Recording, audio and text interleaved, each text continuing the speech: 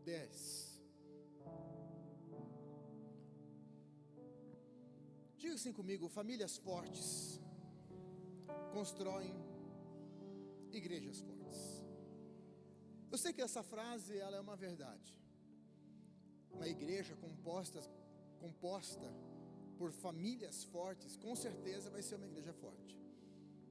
Na verdade, famílias fortes é a grande base da sociedade.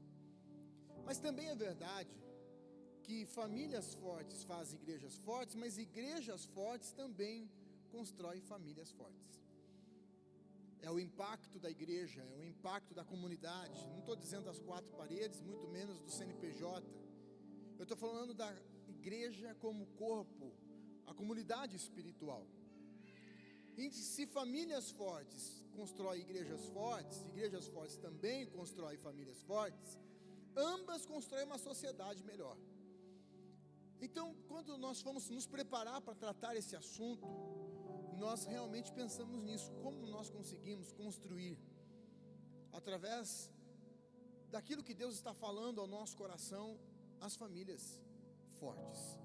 Como que a gente consegue, de alguma forma, meditar nisso e construir uma estrutura, no qual famílias, elas possam se fortalecer dia após dia.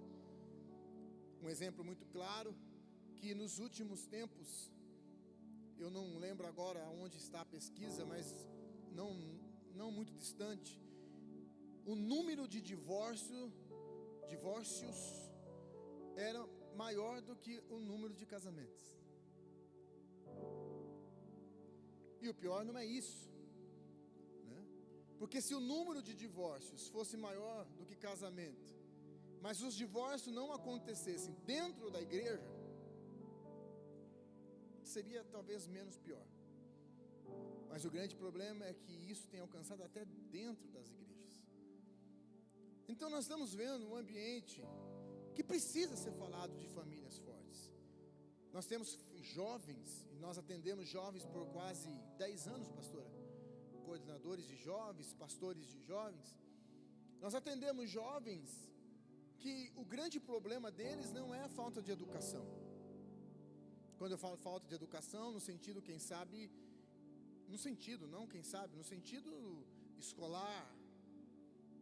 Não, nós estamos falando de jovens que estão sofrendo diariamente por causa de famílias disfuncionais. Nós temos filhos órfãos de pais vivos. E nós temos uma sociedade distorcida, que o grande enigma muitas vezes é como a gente vai reverter tudo isso. E com certeza a chave para tudo isso se chama família. Porque quando você tem uma família forte, você tem uma sociedade forte, tem uma igreja forte. Quando você tem uma igreja forte, você tem uma família forte e uma sociedade forte. Então, quando eu fui construir isso, eu precisava começar pelo ponto certo. A minha reflexão não podia ser uma reflexão apenas motivacional, encorajadora, apesar do que eu acredito que isso é importante e essencial.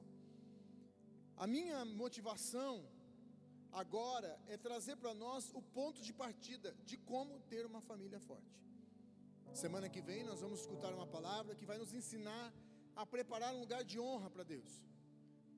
Mas hoje eu quero construir com vocês um princípio importante que vai fazer com que você entenda como começar a construir uma família forte. E o tema, na verdade o tema é família forte ou famílias fortes, mas a mensagem de hoje é conhecendo o inimigo. Diga comigo, conhecendo o inimigo. Eu vou precisar muito da sua participação, eu funciono assim. Então quanto mais você participar comigo, não atrapalhar, lógico, né? Mas participar, glória a Deus, aleluia, né? Mais eu consigo entregar algo para você, e creio que o Espírito Santo também, quando você abre o teu coração, ele pode derramar algo poderoso sobre a sua vida. Nós vamos caminhar na leitura do texto a partir do verso 10. Diz assim: finalmente, diga comigo, finalmente. Paulo está terminando a carta à igreja de Éfeso. Essa carta aos Efésios, eu chamo da carta da igreja, a carta da eclesiologia bíblica. Aqui tem quem é a igreja, o que é a igreja, para onde vai a igreja, qual é o seu DNA, tem tudo sobre a igreja. E ele vai falar de uma série de coisas. O capítulo 1 é um verdadeiro, assim, você tem que ler 1 milhão de vezes, e mesmo assim tem coisas muito ricas.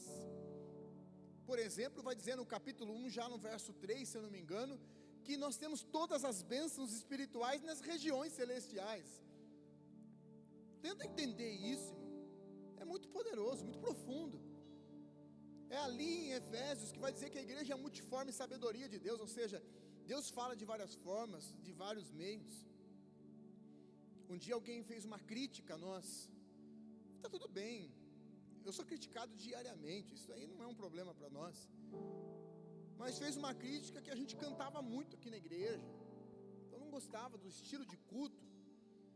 Mas se você tirar a música dessa igreja, o DNA dela vai se corromper, porque nós somos, essa igreja, desde 10 anos que nós estamos aqui, ela é essencialmente musical. Se deixar, a gente canta mesmo, 3 horas seguidas, é nosso. Então assim, é a forma que Deus usa essa igreja, é a multiforme sabedoria de Deus. Se a outra canta 10 minutos, tá bom, Deus usa ela daquela forma, Deus usa cada um do seu jeito. Então a beleza da igreja é justamente essa, ela é rica. Você tem igrejas com portas abertas, 8, 10 cultos por dia, com 3, 4, 5 pessoas. Aí você fala assim, nossa, que loucura. Loucura. São nessas igrejas, muitas vezes, que a prostituta encontra a porta aberta. São nessas igrejas que o viciado, na hora ali da loucura, procura apoio e não encontra, tudo portas fechadas, mas é nessa igreja que encontra apoio. Então assim, gente, nós precisamos entender o que é igreja. O espírito de comparação é terrível. Aquela lá é melhor porque tem isso, aquela lá é... Ei. Deus tem a sua multiforme sabedoria. Ele pode atuar, Ele pode encontrar, Ele pode, sabe? Tem gente que detesta o Eduardo, e está tudo bem, não gosta do jeito que eu falo, não gosta do jeito que eu explico, está tudo bem. Mas tem gente que fica aqui porque se identifica com o jeitão. Então a gente precisa entender, queridos, que ser igreja é um processo diferente. Pare com esse tipo de comentário, de comparação. Paulo está nos ensinando isso na carta. Ele vai falar sobre unidade. Nós não perdemos um jogo. Aliás, nós já estamos perdendo o jogo já faz um tempo. Nós não perdemos hoje. Nós perdemos quando nós brigamos por causa de política. Nós perdemos quando nós brigamos porque a cor da parede é preta, a cor da parede é branca. Nós perdemos quando nós nos dividimos porque a outra tem um cômodo a mais do que a sua igreja. Nós perdemos o jogo, estamos perdendo todos os dias quando nós não olhamos na cara de um irmão só porque ele saiu da nossa igreja. E quando o irmão também não olha para a gente, porque tem gente que ia falar, o pastor não olhou, mas também não olha para mim, muda de calçada. Nós estamos perdendo o jogo todo dia. Porque quando vem eleição a gente briga, quando vem futebol a gente briga, quando vem tudo a gente briga. Nós somos um país, nós somos uma igreja, nós somos uma cidade dividida. Então nós estamos perdendo o jogo já faz tempo, irmão. Hoje só foi um tapa na nossa cara, porque deram uma esperança, é dopamina. Quem sabe se a gente ser campeão esconde alguma coisa, ofusca a nossa frustração de viver em um ambiente dividido. Então quando nós olhamos para Efésios, nós estamos falando de muita riqueza. Aí ele chega no final da carta, ele vai dizer finalmente. Ou seja, depois de eu explicar para você o que é essa igreja, eu quero entrar num ponto importante. E quando a gente deixa algo para o final, você sabe que a gente deixa o mais importante muitas vezes para o final, sim ou não? E ele vai deixar para o final a batalha espiritual. Então ele vai dizer para a igreja: finalmente eu quero ensinar para vocês algo muito profundo.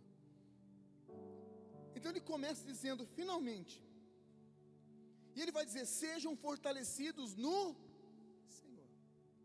Fortalecidos é ter força, é se renovar. Crescer em força é como se estivesse numa academia. Todos os dias você vai crescendo em força. E ele vai dizendo, e na força do seu poder, Kratos, essa capacidade de ser forte nessa jornada. Aí você vai dizer para mim assim, pastor, eu tenho que ser forte para enfrentar o inimigo. Eu tenho que ser forte para enfrentar os ataques do diabo. Não. O texto não está falando isso. Ele vai dizer a seguinte coisa, por quê? Vistam-se de toda a armadura de Deus. Diga comigo, a armadura de Deus. Diga mais forte, a armadura de Deus. Por que eu tenho que ser forte? Porque eu preciso me revestir da armadura. Só que a armadura de Deus, ou seja, a jornada cristã, por mais bela que ela também às vezes é difícil. Em algum momento, eu preciso entender que eu preciso de força para chegar até o final. O pastor Gabriel pregou aqui sobre as lamparinas, sobre as damas de honra. Então às vezes a gente precisa entender isso, que todo dia eu preciso ser forte para vestir a armadura. A palavra armadura aqui é panóplia. Essa panóplia, essa armadura, era a armadura do soldado romano. Eu não vou ensinar ela por completo hoje, vocês já ouviram esse estudo 1 milhão de vezes aqui. Mas ela pesava, presta atenção, mais ou menos 30 quilos, 35 quilos. Então não era qualquer um que podia vestir a armadura, tinha que ser alguém fortalecido, alguém forte. Além da armadura, que pesava 35 quilos, também se carregava uma bolsa, que falam entre 10 e 15 quilos. Então, para andar nessa jornada com Cristo, se vestir da armadura, é preciso de força, porque nós vamos carregar algumas coisas no meio desse caminho. Aí sim, através da armadura, eu vou começar um processo de luta, porque eu não posso entrar numa batalha sem proteção e sem arma de ataque. Quem está entendendo, diga glória a Deus. Aí vamos continuar o texto. Então eu vou me vestir de toda a armadura de Deus, para poderem ficar firmes contra as ciladas do diabo. Aí sim, agora revestido da armadura, eu consigo ficar firme contra as ciladas do diabo. E aqui tem duas palavras, e nós vamos caminhando no texto. A primeira palavra é cilada, diga comigo, cilada. Essa palavra cilada, se eu não me engano, essa é a palavra grega métodos. Eu tenho quase certeza que é isso. Bom, essa palavra, ela é, literalmente, presta atenção, armar uma armadilha para pegar um animal. O que o diabo faz com a gente? Ele arma armadilhas para nos pegar. Então a nossa luta, muitas vezes não é uma luta frontal, face a face. É uma luta silenciosa. O diabo está armando uma armadilha, preparando uma armadilha, para que possa pegar você nas suas maiores dificuldades. E às vezes esse ataque, ciladas, os métodos do diabo, esse ataque vai ser da forma que você menos espera. Às vezes esses ataques não vão ser ataques gigantes, estrondosos. Às vezes vai ser uma palavra. O marido que disse uma palavra fora de hora, a esposa, o pastor, o amigo, e essa palavra entra como uma flecha na sua alma e pronto, a cilada foi colocada lá dentro e pegou o seu coração. O diabo não atua como a gente imagina. A palavra em 1 Pedro, capítulo 5, verso 8, diz: sede sóbrios. Diga comigo, sede sóbrios. Sobriedade é o segredo. Não são a mesma palavra, mas Paulo vai dizer para Timóteo: Timóteo, você recebeu o espírito de amor, poder e moderação, que é uma mente equilibrada. A gente ensina sobre amor, a gente ensina sobre poder, mas a gente não ensina sobre moderação. Moderação nada mais é do que uma mente equilibrada. Sobriedade é ter essa mente equilibrada, uma mente que sabe o que está fazendo, porque quando você perde a sobriedade, o diabo agora tem uma abertura para tomar conta do seu coração. Quem aqui já perdeu a chave no bolso e não conseguia achar? Levanta a mão, por favor, para não parecer que só eu faço esse tipo de coisa. Quem já perdeu? Esses dias eu coloquei a chave no bolso e fiquei: cadê a chave? Cadê a chave? Cadê a chave, meu Deus do céu? E vai para cá e vai para lá, eu com pressa, estava perdendo. Cadê a chave? Cadê a chave? A pastora vira aqui, o Caio vira ali, ali vira de lá. Aí eu não consegui enxergar, porque a ansiedade tinha roubado a minha sobriedade. Quando eu já não achava em lugar nenhum, eu decidi dar uma batidinha no bolso. E a chave estava onde? Mas a falta de sobriedade, a ansiedade, não permitiu que eu visse algo que estava na minha frente. Perdi a sobriedade, a capacidade de discernimento. Quantas palavras você já disse quando perdeu a sobriedade? A ira tira a sobriedade, a mágoa tira a sobriedade, a raiva tira a sobriedade, a amargura tira a sobriedade. Quanta gente que já não está sóbria há muito tempo. Então o texto diz: sede sóbrios e vigilantes, pois o diabo, vosso adversário, anda ao vosso redor, fugindo, esperando uma brecha. Ele só está esperando você. Olha, eu tenho uma mensagem, há muitos anos que eu não prego ela, chamada golpes mentais. O que o diabo quer, irmão, é acertar um golpe só. E na hora que ele acertar um golpe, você assistiu luta, você sabe como que é. Na hora que acerta aquele golpe, que a pessoa perde, pronto, ele ficou presa fácil, é só terminar o serviço. O que o diabo precisa é só acertar um golpe. Pronto, ele já tomou conta do seu coração. Cilada é isso, irmão. Cuidado com as ciladas. Cuidado quem você ouve, os conselhos que você ouve. Cuidado as ciladas do diabo na sua vida, porque ele não atua como você espera, ele atua muitas vezes de forma silenciosa. Silenciosa. Uma palavra simples, o marido fez uma reclamação simples, entrou no seu coração como se fosse a pior coisa do mundo, causou uma mágoa terrível, acabou com o relacionamento.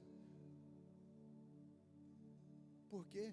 Porque no meio desse caminho, o diabo potencializa algo dentro do seu coração. Então presta atenção que a nossa batalha, ela precisa ter discernimento, porque muitas vezes nós estamos perdendo batalhas por poucas coisas. Quem está entendendo, diga glória a Deus.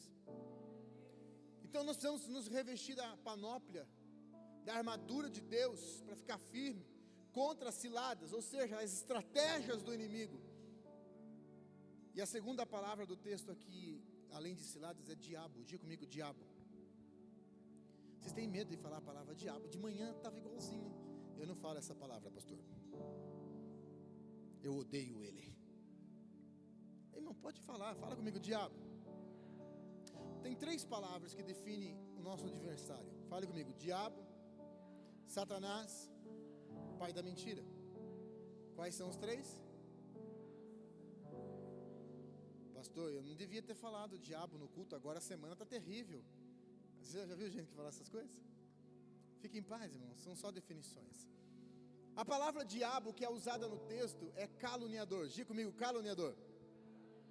Então, qual é o método do inimigo? Quais são as formas de atuar do diabo na minha vida? Caluniando, difamando. É alguém que acusa falsamente, que faz comentários maliciosos. Então nós precisamos entender que um dos métodos do inimigo é a maledicência, é a difamação. Não, pastor, eu não estava difamando, eu só estava fazendo uma... Eita, você estava difamando, sim. Essa é uma coisa que Deus tem me cobrado, e através de provérbios do Lidere, Deus tratou muito forte no meu coração. Uma das características do inimigo é trazer para o ambiente difamação, calúnia. Tem filhos de crentes que não pisam na igreja, porque ouviram o pai o tempo todo falar mal da igreja dentro da casa. Tem amigos que não vão pisar na igreja, porque você só fala mal de pastor, fala mal de igreja, difamando, mentindo. Mas é o que eu penso, não interessa. Então a primeira coisa que nós precisamos entender é que uma das armas do diabo, da sua característica, é a difamação. Então, se a gente usa as mesmas atitudes para atacar os nossos ou outras pessoas, estamos sendo um tipo de diabo, reproduzindo a sua obra. Se estamos usando as práticas, também sendo acusadores de nossos irmãos, nós não estamos fazendo o que deveríamos fazer, porque o Espírito Santo é ajudador. Logo, nós também deveríamos fazer o quê? Sermos ajudadores uns dos outros. Se estamos agindo dessa maneira dentro da nossa família, não a estamos protegendo, estamos contribuindo para a sua destruição. Nós precisamos entender que o diabo usa a acusação, a difamação e a calúnia para destruir as nossas casas. Por isso que a nossa boca deve ser instrumento de edificação, não de destruição.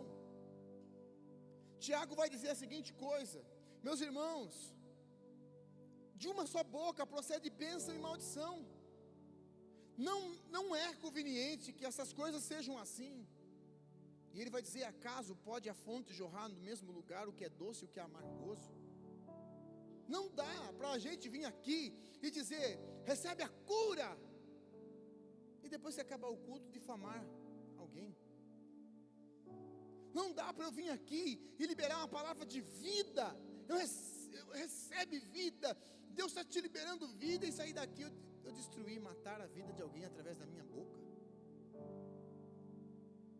Não dá para pregar sobre avivamento e amaldiçoar pessoas.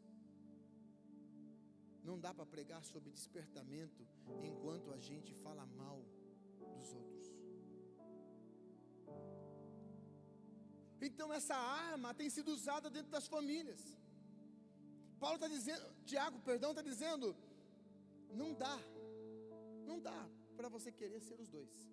Ou você é um, ou você é o outro. O segundo nome usado é Satanás, no hebraico Satã. Essa palavra Satanás é inimigo. Diga comigo, inimigo. Satanás significa inimigo, adversário, opositor. Então a Bíblia deixa muito clara quem é o nosso inimigo. Só que a gente insiste em brigar com pessoas. Mas o texto deixou muito claro. A nossa luta não é contra, aliás, o próximo texto, né? A nossa luta não é contra carne e sangue. Minha luta não é contra você. A nossa luta é contra principados, potestades, dominadores deste mundo, o poder espiritual.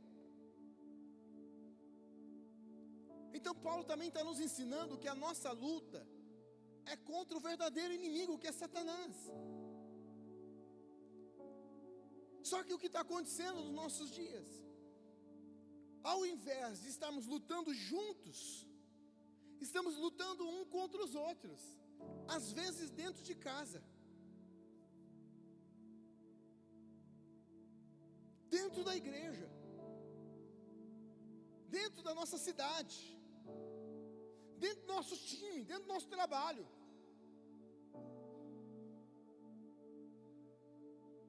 Só que tem um problema, presta muita atenção em mim. Quando nós começamos a lutar um com os outros, a gente divide força. A gente não avança. Quem está entendendo, diga glória a Deus. Dá um sorriso para a pessoa do lado. Diga para ela, você está muito tensa hoje, dá uma melhorada aí. Dá um sorriso para mim, fala para ela. O diabo é expert em fazer a gente lutar um contra os outros. Agora, irmão, você já imaginou se a sua família começar a lutar juntos para um propósito? Já teve dias que eu estava naquele escritório, lá na minha sala, meu campo de guerra, muitas vezes que vocês nem vê. E eu falava assim para a pastora Raquel: eu não quero subir no altar, eu estou cansado, eu estou desmotivado, eu estou frustrado, eu não quero. E ela pegar na minha mão, aqui, naquela cadeira onde ela está sentada. Quantas vezes eu olhar para ela e dizer assim: eu não queria subir. E ela pegar na minha mão e orar por mim. Fica mais fácil quando a gente luta juntos. Um dia eu estava na minha casa. Em casa eu sou um dos primeiros a se arrumar e sou um dos primeiros a chegar na igreja praticamente junto com uma equipe aqui. Mas um dia todo mundo já tinha se arrumado, estava quase próximo do culto, e eu estava deitado na minha cama. Todo mundo pronto, ela olhou para mim e disse: vamos, você vai pregar, vamos. E eu olhei para ela e disse assim: eu não quero, eu estou cansado. E ela ia pegar lá na cama e dizer: você precisa ir, estou com você. Mas também quantas vezes ela, ansiosa, e eu pegar na mão dela, chorar juntos, limpar as lágrimas, fechar a porta do escritório, descer aquela escada e dizer: vamos lá, nós temos que entregar o nosso melhor. A minha luta não é contra ela, minha luta não é contra pessoas. Eu tenho um adversário, mas nós estamos lutando um contra os outros. O terceiro é o pai da mentira. Pai da mentira, o diabo não age com verdade, ele atua através da mentira. E se nós estamos usando a mentira, nós estamos falando a linguagem do inferno, porque a mentira é a linguagem do inferno. Pastor, mas é uma mentirinha. Eu sei, irmão, tem muita gente que acostumou a contar mentiras. Às vezes é uma coisa tão simples que não precisava mentir, era só justificar e está tudo bem, ou nem justificar. Mas ela acostumou tanto a mentir, que ela mente por tudo. Só que nós não podemos falar mentira, porque isso faz parte, é uma linguagem do inferno. As armadilhas do diabo é a difamação, é a mentira, são os ataques mais maldosos, covardes que existem, mas muitas vezes silenciosos, muitas vezes apenas uma palavra, uma atitude, e isso traz destruição para as nossas vidas. Para ter uma família saudável, nós precisamos aprender a entender como funcionam as ações do inimigo.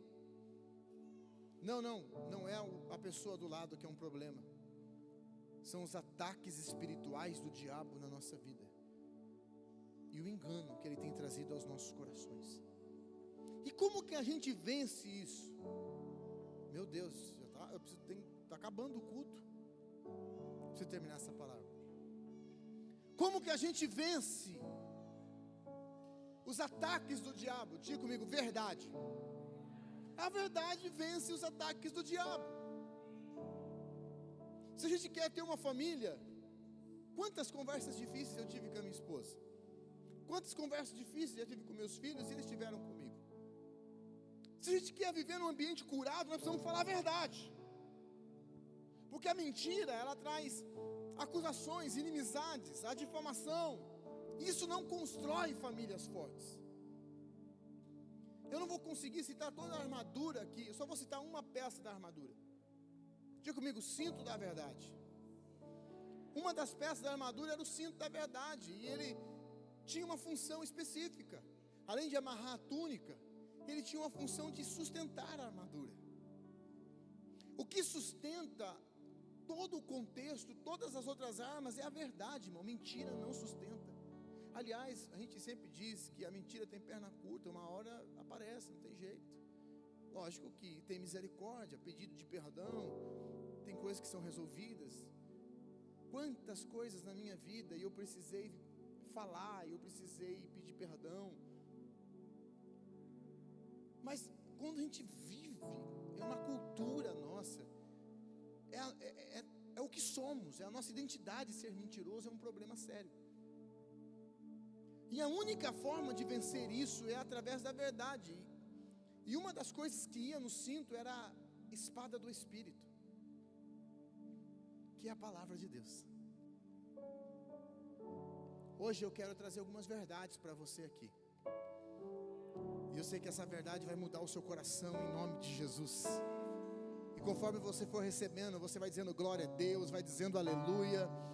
A primeira verdade que eu quero dizer para você: não importa o que você viveu até aqui, em Cristo é possível ter uma nova vida. Essa é a verdade da palavra. Não importa o que você viveu até aqui, em Cristo é possível ter uma nova vida. A segunda verdade: sua família pode ter sido disfuncional, pode ter sido triste, amargurada, um ambiente destrutivo, mas agora em Cristo você pode construir uma nova realidade na sua família. Quem está recebendo, diga glória a Deus. A terceira verdade: um ciclo de dor familiar pode terminar em você. Recebe essa palavra, eu vou dizer de novo: um ciclo de dor familiar pode terminar em você. Derrube os altares da idolatria da sua família, derrube os altares da falsidade, da mentira, derrube tudo que impede. Deus tem uma nova história para a sua família. Essa é a verdade. Ah, pastor, acho que Deus não pode. Pode. Deus não pode me dar um casamento saudável? Pode. Deus não pode restaurar minha casa? Pode. O diabo está agindo com mentira, acusação, mas Romanos capítulo 8, verso 1 diz: nenhuma condenação há para aqueles que estão em Cristo Jesus. Diga assim comigo: eu era pecador, distante de Deus, sem mérito nenhum, mas Ele me amou, deu a sua vida, pagou a minha dívida e me fez filho de Deus. Louve, louve, louve, louve. Aplauda o nome de Jesus. Ei, a verdade é uma arma de defesa e de ataque incrível. O cinto fazia parte da armadura, defesa, mas a espada fazia parte do ataque. A verdade é uma força poderosa. Nossa família pode ser forte, mas para isso precisamos ser edificados na verdade. Vamos lá, revendo rapidinho. Nossa luta não é contra pessoas. Quem é o nosso adversário? O diabo.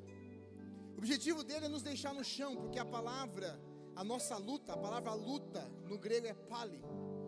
E essa palavra, existiam duas lutas no Império Romano.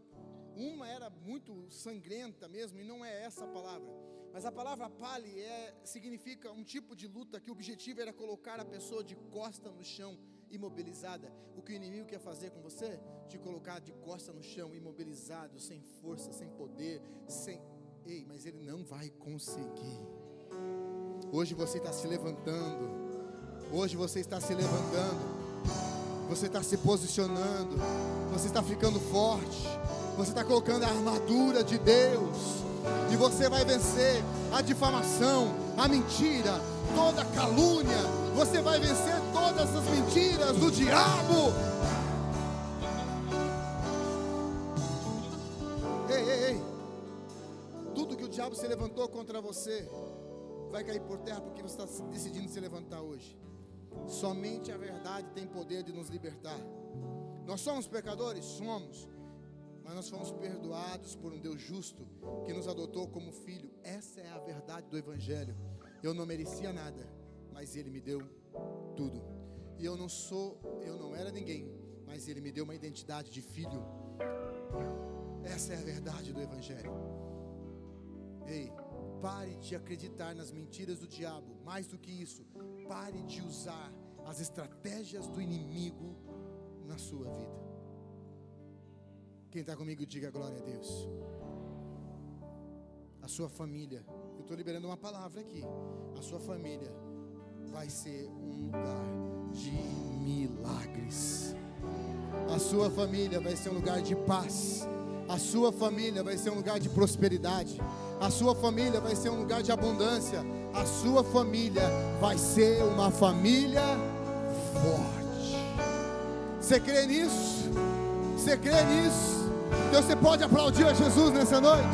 Vamos lá, aplauda o nome dele. Vamos cantar. A casa está firmada. Ele. Fique de pé. Diga. O amor que alcançou a minha casa.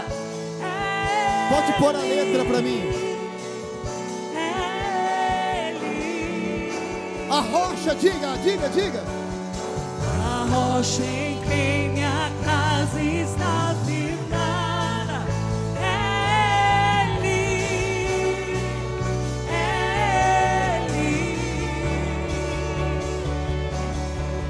O amor que alcançou a minha casa.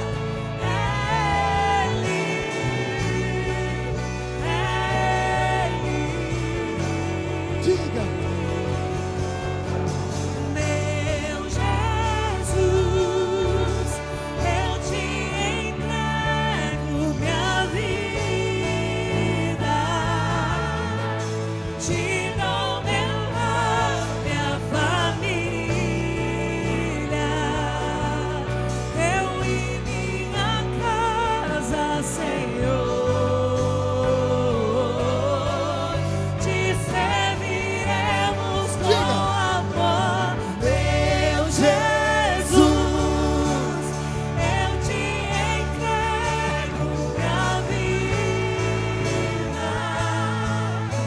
Eu te dou meu lar, minha família, eu e minha casa, Senhor. Suas vozes, diga meu Jesus.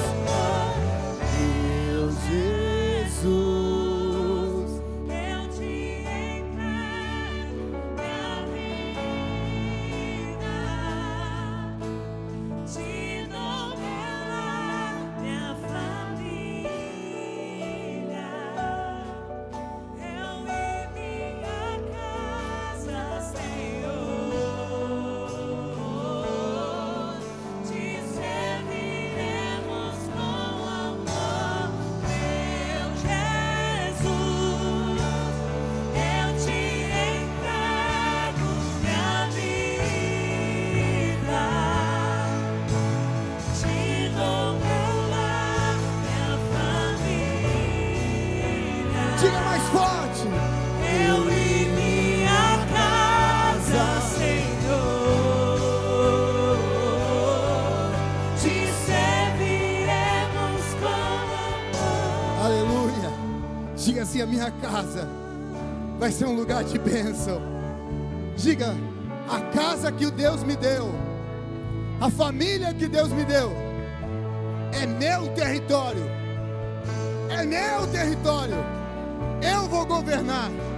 O diabo não vai dizer como ela vai ser. É Deus. É a verdade que vai reinar na minha casa. Quem crê nessa palavra aqui? Você crê nisso? Você crê? Você crê mesmo? Então comece a profetizar. Que a bênção se derrame. Diga, diga. Que a bênção se derrame até 1000 gerações.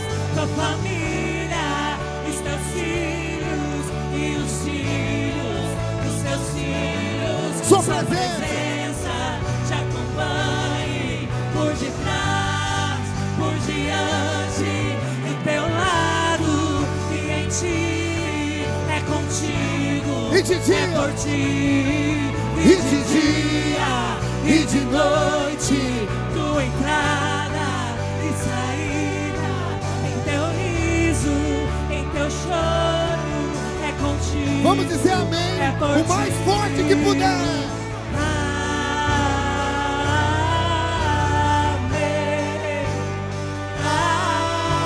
Amém. Diga, diga, diga.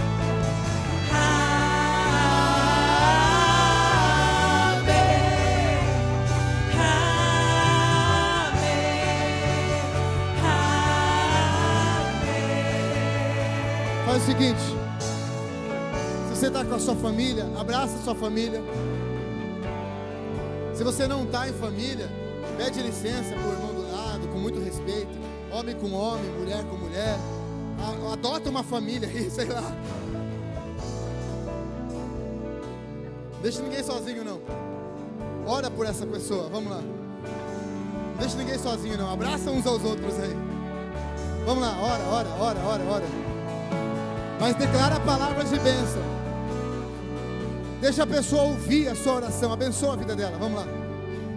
Você está online conosco, receba a bênção sobre a sua família. A sua casa hoje está recebendo libertação. Mãe, as drogas vão sair da sua casa. Mãe, esse maldito jogo de bets e essas porcarias vão sair da sua casa. Pai, você vai ver a sua filha sair dessa enfermidade. Pai, você vai ver a sua casa prosperar. É só um tempo difícil, papai. Não se sinta, pai, oprimido.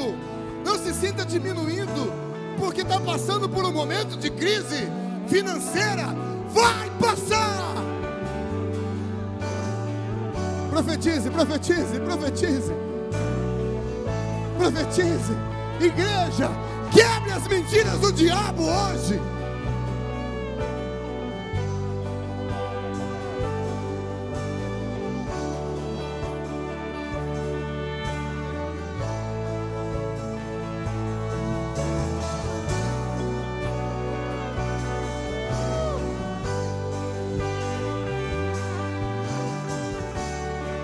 Aleluia.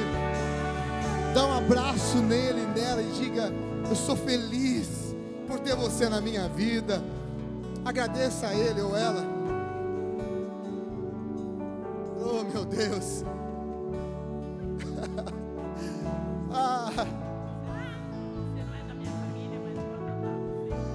Oh, Deus, obrigado, Senhor. Obrigado por não deixar a gente cancelar esse culto. Obrigado por essa noite, Jesus. Obrigado por sua presença, Senhor.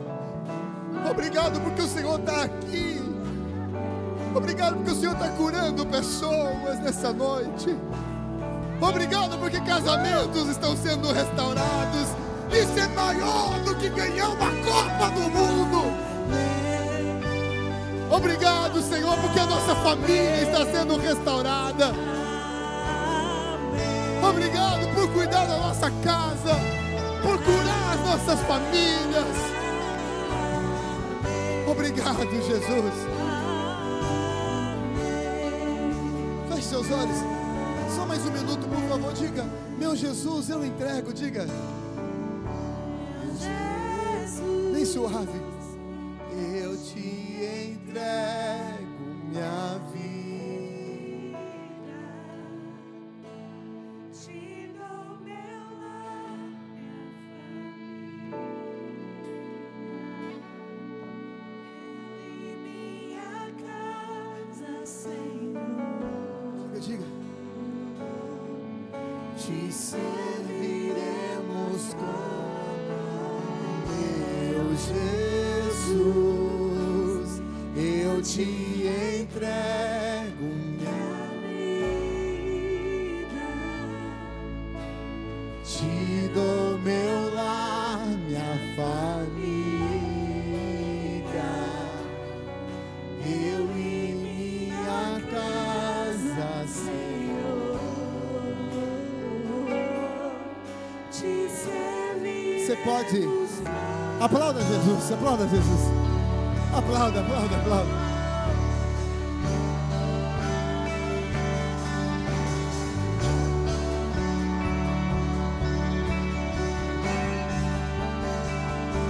Coloque a mão sobre a sua cabeça. Que a bênção do Senhor esteja sobre você.